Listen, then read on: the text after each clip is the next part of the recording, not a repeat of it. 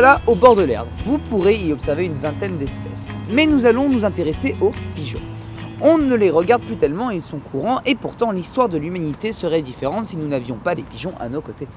Pour commencer, ils font partie de la famille des colombidés. Les pigeons que nous voyons en ville sont des pigeons bisets. On peut aussi observer deux autres membres de cette famille, les tourterelles turques, arrivées en France dans les années 60, et les pigeons ramiers qui se plaisent un peu plus à la campagne. Notre histoire commune remonte à la préhistoire, où nous avons commencé à les domestiquer. Depuis ce temps, ils sont porteurs de messages importants, et ce jusqu'aux guerres mondiales. Les Égyptiens, les Grecs et les Chinois auraient appris très tôt à se servir des pigeons messagers pour transmettre des décisions militaires, des messages codés ou encore des lettres d'amour. Oh, comme c'est romantique. Bref, ces pigeons domestiqués se sont sédentarisés dans les villes où nos bâtiments ont remplacé les falaises de leur milieu naturel.